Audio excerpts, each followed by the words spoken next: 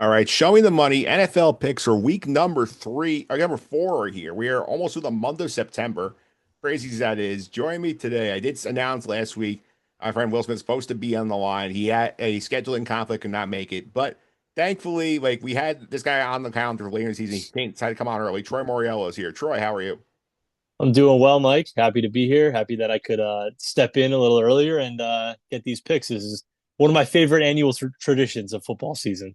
Yes, and like I have to say too, like I had like when I mapped out a regular schedule, I was like, okay, like we'll get Troy around Thanksgiving time. We'll talk college basketball in the middle there, and like all this. But like I had to have a Cowboy fan this week for obvious reasons. Yeah, it's been rough for Cowboys fans. It's been a rough month, to be honest with you. Trading your franchise player and then starting the season the way they did. We're taking our licks online right now with the whole Micah thing, and this has been a rough week for the Cowboys, and it's going to probably be a rough week on Sunday as well. But yeah, that game against the Bears was ugly, and we had a little bit of hope to start the year. We looked good in that Eagles game. Started to feel like maybe this team could win 9, 10 games, sneak into the playoffs. Last 2 weeks, even beating the Giants, did not inspire any confidence, and now that Bears game was just a total disaster. And then, with CD out now, who knows where the season's going to go? I mean, I think about it, it's like the friggin' like lightning delay after the fumble, like that really like it feels like after that point, it's been like all chaos for the Cowboys. Yeah, for real. I mean, and the one thing I will say this is going into the year, you kind of figured they were going to have a pretty good offense, and I mean, the first 2 weeks it looked like it. Like the game against Philly, the second half was not great, but the Giants game was awesome, and you kind of felt like, all right, they're not going to be good. They'll probably win 7, 8 games or so because the defense is so bad, but at least they'll be entertaining. Like that Giants game was entertaining. At least it was frustrating as a fan, but up and down, scoring left and right. With CD Lamb hurt now, I just don't know how they score enough points to keep up with how historically terrible the defense has been through 3 weeks. So they're not only going to be bad or mediocre at best, but they're going to be boring now as well for the next couple of weeks until CD can come back because they did not look like they knew what to do when he went out against Chicago. Yeah, that Chicago game I'm sure was frustrating too because this is a Bears team was 0-2, and you had everybody like in Chicago basically ready to run Ben Johnson out of town because they looked bad their first two games, and then they pull off a 19-play drive in the second half, which is insane. The United get a touchdown. And Caleb Williams his best game as a pro, and like the Cowboys do nothing. CeeDee Lamb gets hurt. Like that felt like I sort of feel like of the losers of the week section here. I feel like they might have been the biggest loser of week three, the Cowboys. For sure, yeah. I had thought going into the week, that was a real turning point for the Cowboys season. Like they go on the road, they beat Chicago, they get to 2-1. Obviously, playing Green Bay this week, they didn't have much of a chance to win that game. But games against the Jets and the Panthers coming up, there was a reasonable path for them to be 4-2 after 6 weeks, and then who knows? You play 500 the rest of the way, you could be a playoff team. Losing that game and losing it in the way that they did, and losing CD Lamb on top of it now for the foreseeable future. Like it was just everything that could go wrong did go wrong. And like I said, this defense, they can't stop anyone. Week one, the Eagles, after the lightning delay, whatever, before it was right up and down the field. The Giants, they give Russell Wilson his best game since, I don't know, 10 years since he was on Seattle. And now last week, Caleb Williams' best game as a pro. They can't stop anyone. You want to throw the ball deep against them. They can't cover anyone. Trayvon Diggs is not the same guy that he was a couple of years ago. Deron Bland's been banged up. Their linebackers are just terrible. That's the thing. Like, they're not really one guy away. Like, Micah Parsons, trading him obviously didn't help. It made things a lot worse, but this wasn't going to be a good defense regardless. Obviously, you never want to trade a guy like Micah, so I don't agree with that. But, losing Micah Parsons, I don't think that cost them the season defensively. Like, they weren't going to be a good defense anyways. Yeah, they weren't here. And obviously, you mentioned the state of affairs is a big concern for the Cowboys here. And obviously, the defense has been in shambles. Micah Parsons is in the past, but like we do like get to revisit this week him coming into town. But like you got this whole thing where they are now the new meme of like the Homer Simpson meme of like the period Griffin with the draft picks thing. Like it's like what could this be? This could be amazing, or this could be nothing. Well, you don't know. That could be that. You could have like you had the fact that you need a Brandon Aubrey 64-yard field goal at the gun to force overtime against the Giants, who look completely inept the other two games offensively that made them switch to Yep. Jackson Dart. Like they have this meltdown in Chicago. CD Lamb is hurt. Like, what's the panic level in Dallas right now? I feel like it's got to be at least like a 7 or an 8. Oh yeah, I would even say it's almost a 10 to be honest with you. I like in my opinion the it's not over. It's never over 3 weeks in, but it's getting close. And depending on how this game goes against Green Bay on Sunday night, like you get embarrassed on national TV and the Packers do what the Bears did to you and what the Giants did to you, like it's going to get ugly real quick. And and then you look at the next two games with the Jets and the Panthers, like going into the year, it's like, oh, win, win. Now who knows? The Jets scored 30 points week one. The Panthers scored 30 points last week. Like, who knows what could happen in those games? And then it can get really ugly for them. So, I was on the fence about this team maybe getting to, 9 wins and sneaking into the playoffs going into the year. I felt pretty good after week one. At this point now, I think their ceiling, even with CD being out, probably 7 wins is their ceiling at this point. So, you've almost kind of written them off already. Again, it's early, but just the way that these couple of weeks have gone, it doesn't seem like this is a team that's going to contend for anything this year. Yeah, and obviously the big game Sunday night, Micah Parsons is coming in. It was on Sunday Night Football even before the season because it's the traditional Packer Cowboy rivalry. Here we go. Parsons coming in, trying to get revenge, make Jerry look stupid for trading him. How many sacks do you think he gets in this game? And like, is there a path for the Cowboys to win it? I do think, I mean, Mike is going to have a big game. The whole Packers pass rush is probably going to have a pretty big game. Cowboys down an offensive lineman as well. So they're going to have some trouble protecting Dak. They're probably not going to have a lot of their playbook with CD Lamb out. I actually think the Cowboys hang around in this game. And that's just complete, there's nothing to back that up whatsoever. Packers are coming off a bad loss. They're going to be motivated. Of course, Mike is going to be motivated to look good and to, kind of stick it to Jerry on his return. I just, as a Cowboys fan, I've been a Cowboys fan now watching their games for 20 plus years. These are the type of games when they're completely down and out that they surprise you and they hang around for a little while. I don't even know if they cover. It's a big number, but don't be surprised if it's halftime and this is, 21-14 or something. Like the Cowboys are live, at least. Again, they might not even cover, but they might hang around. I don't see this being a complete burial. Like 42-10. It's over in the third quarter because again, nothing backs that up. I just as a fan of watching this team, when it looks like they're completely dead, they find a way to at least hang around in these types of games. Yeah, we'll see what happens here. Definitely intriguing Sunday night matchup here. And we'll get to the picks, which is why you're here. Charlie Borges Jr. stopped by last week to his picks. He went 1-2. He took your boy. He's getting the point and a half. Him against that. He did not listen to me, so that was a loss for him. Yeah, the Texans plus 1.5 in the against the Jaguars. They did not show up for that game either. He did beat me head to head because he went on the Lions, Ravens on that. He had the Lions Yeah. 4.5, so that's his win last week. Yeah. Good start to the year for you. 6-3. Yeah, so far a bad week last week. I got the Steelers Yeah. right because because New England couldn't stop turning the football over, so that was one for me. I got probably the bad beat of the Yeah. 2025 season with that Rams game because Yeah. the only way I would have lost that is if they returned the kick for a touchdown. That's exactly what happened. So And by the way, objectively, completely the wrong play to run that back. Like once you block it, fall down on it. Like the game's only over. once they've blocked that kick, the game's over. Don't just fall on it. I mean, the adrenaline and the crowd going crazy. Of course, you're not thinking that, but that was the wrong play to run it back. Oh, 100%. Because like imagine if somebody like runs him down, picks up the ball, and runs the other way and they lose. Exactly. That's the only way. Once you've blocked that kick, is the only way you can lose is by trying to run it back. So yeah, I mean, I'm sure every gambler that had as you did was screaming, just go down, and what a shame. Yeah. An all timer a bad beat. All time. Yeah. And I had the Ravens laying the 4.5, and they were outmatched in that game. So I cannot be mad about that one. The Lions brought it to them.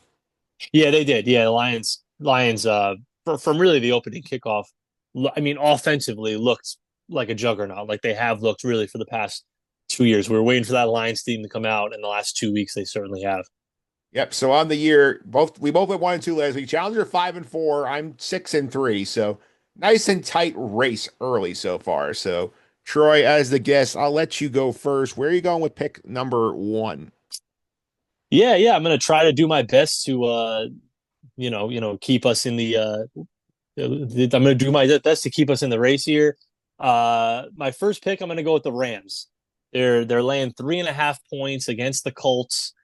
Listen, I like the Colts. I actually think that the Colts are a good team. I think that they're going to be a playoff team just because the AFC South is not very good, and they just have to get to 9 wins at this point. They could really play below 500 football. I think the Colts are a good team. I don't think that they're good enough to only be underdogs by 3.5 points against the Rams.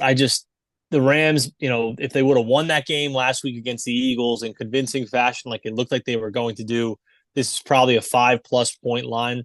So I think the Colts are okay, but I think reality has to set in at some point. I think that this is the game that happens. They lose by a touchdown, something like that, and I think that the Rams cover this number. I like this pick for a couple of reasons. Number one, the NFC West has been a juggernaut this year. Every team in the division is over 500, and two of their three losses are against each other. So that tells you, and one was last week, infamous bad beat. That's one. And two, you mentioned the Colts here. Like, they are playing well. I do think they're off to a good start here, but they are like the C student in the spelling bee who keeps advancing because they keep getting words like cat, bee, ice cream, and then they end up being like anti-totalitarianism and like towards the middle of the speed and they're out. I could see that being a week this week where like they'll still be fine, but I think this could be a spot where it's a reality check. Exactly. Yeah, it has to come eventually. It wasn't going to come last week against Tennessee, but I think that they're a playoff team just because that division is not very good. But yeah, it has to happen eventually for them. All right, pick one. Are you going to pick two?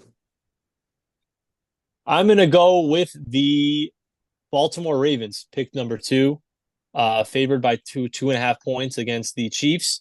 Usually picking against Patrick Mahomes in Arrowhead, especially, but just against Patrick Mahomes when he's an underdog in general is asking to lose money. But I just think the Ravens are a lot better than the Chiefs. I do, and the vibes with the Chiefs just seem off. I don't think people are talking enough about the mental toll going for three straight Super Bowls takes, losing in the fashion that they did, and then trying to start all over the next year. It just feels like they're not fully mentally there right now. It feels like they're just going to go through the motions until the playoffs start. Kelsey's screaming on the sidelines every single game. They got injuries left and right. That offense, I think that the Chiefs defense has been fine, but I think that the Ravens are going to score just by accident somewhere in the mid-20s in this game. And I'm not convinced that the Chiefs can get there. I just don't know. I haven't seen it from their offense yet this year. In a game where they were just playing left and right, matching score for score. The Ravens seem to like to play games like that. I think that happens again in this one, and I think that the Ravens kind of run away with this one. Yeah, I can see the logic for that pick here because a fun fact that like every week on the podcast, before somebody's picked the Ravens in some capacity. So I've done it twice. The Challenge have done it twice. The thing that scares me, why I'm not touching the game, they seem to have now 2 out of 3 have had issues late in the games with Derrick Henry fumbling, some crazy plays down the stretch here. And the fact is an Arrowhead, I want no part of this game. All the power to you, brother.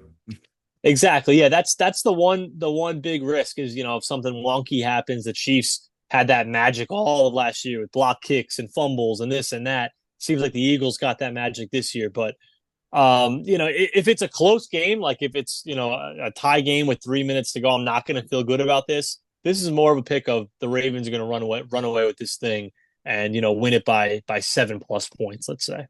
All right, let's pick two. We're going to pick three. Pick number three. I'm going with the Raiders.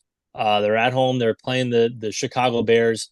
I just think that this is a little bit of an overreaction. To be honest with you, 1.5 point favorites or 1.5 point favorites in this game. The Raiders, they're not good, but I think that they'll cover this number at home. Seems like an overreaction to last week with the Bears. The Bears dominated the Cowboys. We just talked about how bad the Cowboys have been defensively. Everything that happens against the Cowboys defense this year, I'm taking with a grain of salt. I'm not there yet with Caleb. I think he's eventually going to be very, very good, but I think that game was more of an aberration at this point. The Raiders defense is nothing to write home about, but I think the Raiders will score points.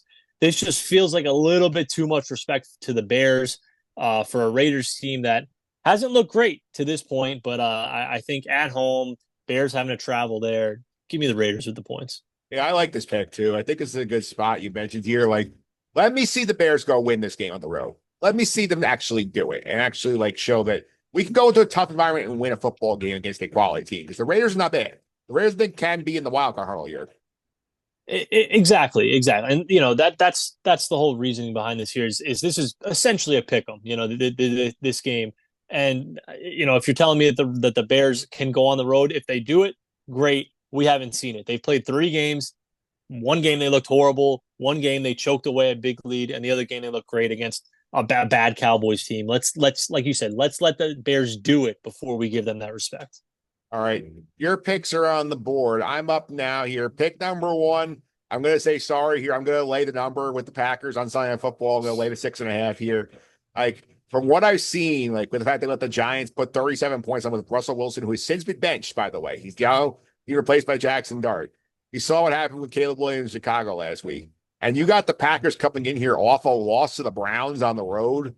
That, like, with Micah's homecoming game here and eager to, like, get 5 sacks and then Jerry Jones looks stupid. I feel like this is the spot where you might be right. You might be close to halftime. I think this ends ugly. So I'm going to lay the points of the Packers. Exactly. I'll throw a note in there for you for my research roots. The Cowboys have given up through 3 weeks the most yards on deep passes, which is 20 plus yards in the air in the history of the next gen stats era, which is 2016 to present. The Jordan Love loves to throw it deep. He's going to have some wide open receivers in this game. Like you said, I think that this could be a close game at halftime. Wouldn't shock me though if this game ends, 38-24, something like that. That's pick number 1. Pick number 2. I'm going to go to the Giants here. I'm going to take the points against the Chargers. Okay. I think like they showed some good effort against the Chiefs. They were hanging there for a while. Russell Wilson couldn't make the big plays here. I think it's a spot, you have the Chargers coming in, going west to east, the 10 a.m. body time thing. They won 3 straight division games. They get themselves a big pump-up start. You got the Commanders next week. This could be a look-ahead spot. And then you got the Giants, got the bump with Jackson Dart. You got a little energy that first game. The quarterback change bounce. I think the Giants at least cover his number. If not, win outright. I think there's a shot they could steal this game. So give me the Giants this week. If we were making 4 picks, that would have been my 4th. I was toying about making that one of my picks. Actually, I love the Giants in that spot for all the reasons you mentioned. Going Chargers with that long trip, west to east, never is good for those type of teams. And to be honest with you, yeah, like you said, they're still the Chargers. They're going to be a playoff team. They're going to win probably 11, 12 games. Absolutely. Eventually, not the reality has to set in for them, but they seem like they're due to kind of stub their toe a little bit. It's been going a little too perfect for them. Again, maybe they don't lose this game, but could definitely see them having some trouble. Yeah, this is the perfect trap game spot for the Chargers. Exactly. Yep. All right. And pick 3. I saw this number. I did a double take. I have no idea why the Texans are favored by 7.5 points here.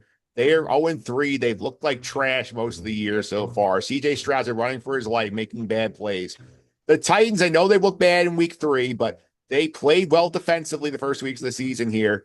Houston's had issues here. I'm going to take those points in the divisional game. Like, I need to stay within a touchdown for Tennessee. Give me that. So, like, Houston at 0-3, I don't think deserves that much respect, despite their talent level. So, give me all the points of Titans for the last pick. Yeah, the way that the Texans offense have looked, the way that the Texans have looked in general through 3 weeks, they should not be that big favorites against anyone laying that many points. I don't care who it is. Like you said, the Titans maybe the worst team in the league right now, but the Texans aren't much better, and that big of a spread. Yeah, you're banking on that being a close game in the division, and it should be. Once the backdoor covers at play. Absolutely. Yeah. That game could be, 19-3 or something, or 19-6, let's say, and you get the cover at the end of the game. All right, so to reset the picks of the week, Troy is the Raiders with the 1.5 against the Bears. I had the wrong sign on there. I'll fix that for week 5. The Rams laying a 3.5 against the Daniel Jones-led Colts. And the Ravens laying 2.5 in Kansas City against the Chiefs. My picks, 2 underdogs, Giants plus 6.5 at home against the Chargers.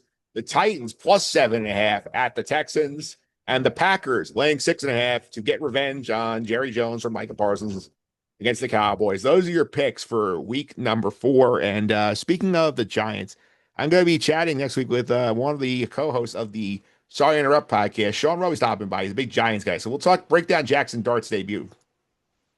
Yeah, we'll see how he does. High hopes for him. Obviously, as a division rival, I'm hoping that it doesn't go well. But yeah, we'll see. He's certainly got the confidence. We'll see. We'll see how he looks. I'm going to talk about this in a minute. I'll save my thoughts the 2 minute draw on the pod. Like, I do not like the fact that we basically set the snare up where like Dave Bowles, they said, like, I have to save my job. The kid's got to go in. And like, when we've heard from many people, like, this kid needs to develop in order to like have Yeah, a chance. Like, I don't like that he now is the savior of the season. yeah. That's always the problem with not having your coach and your quarterback on the same timeline. Yeah, he put him in to save his job. If Dart was ready to play, why didn't he play 3 weeks ago? And if he's not ready, why are you putting him in now? It just, yeah, seems like a rough situation for the Giants, but hopefully it works out for them. Well, in terms of Dart being a superstar. Yeah, we'll see about that here. And Troy, you in any knockout pools this year? No, no knockout pools. They frustrate me too much. I can't do those. Yeah, so I am in the knockout pool. I have survived the first 3 weeks. I went Denver week 1, which I'm very happy I did that now. Starting Denver's looked terrible since that game.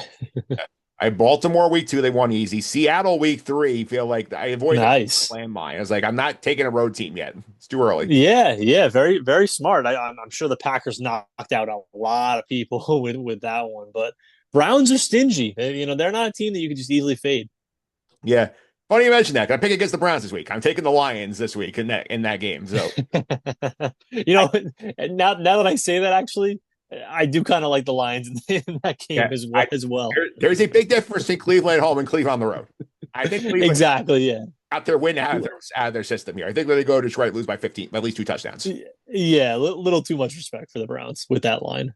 Yeah, because like I just saw this, I'm like, because my strategy in general is like I try not to pick a road team until like October, until late October, because like I need to. For me, it's like there's too much chaos early in the season with these like road games where like it could take like a fluke game, somebody Yeah. gets energized by the home crowd, like you get like the block kick like the Packer game, like there's all Yeah. chaos that can happen. Like give me the home team if they get beat at home, that's not on me. Exactly. Yeah. Yeah. You look at that Packers game. They're kind of cruising. Love throws the pick, block kick. They lose just like that. Yeah. Too many weird things, especially like you said early in the season on the road. Too many weird things can happen. Plus, I'm going to try and save Buffalo. The other one is Buffalo and the Saints this week. That's the other auto choice pretty much here because that's what Yep. it last hmm week. Like, but Buffalo has so many spots you can use them. I'm going to try. I'm trying to hold as long as I can the Bills. Yeah. I was gonna say you got a lot of opportunities to use the Bills later in the season. Not as many on the Lions because the Lions have a tough schedule. Yeah, for sure. Yeah. All right, Troy. Thanks for all the time. I really appreciate it. If people want to follow you on social media, how can I do that? Yeah, yeah. You can follow me on Twitter. That's at Troy Mauriello, Mauriello. We got a college basketball season coming soon. Big St. John's fan. And yeah, I'm gonna be tweeting about the Johnnies left and right. So definitely check me out if you're a St. John's fan. Yeah, give me a grade on the portal class. How do you do this offseason? I love it. It's an A. It's an A. And we saw, shooting was the downfall. We got a lot of shooters, we got a lot of offense in. We'll see how the defense comes along. We were so elite defensively. We'll see how we do. But they're being coached by one of the best coaches of all time. So we're hoping to be at the top of the Big East with UConn, and then we'll see what happens. But the goal is bigger than the Big East this year. It's making it far in March. So we'll see. You got to at least get the second weekend this year. Have to. I agree 100%. We'll see what happens in the Big East. Like I said, want to finish, 1 or 2, want to win the conference again, of course. But man, we got to make that second weekend. They're going to be probably preseason top 10, top 15. So it's not that big of an ask this year for this team to with the talent that they have and the coach that they have, got to make that second weekend. And then anything can happen. We're what you say, like probably like 3 weeks for the poll coming out. I think so. Yeah. Yeah.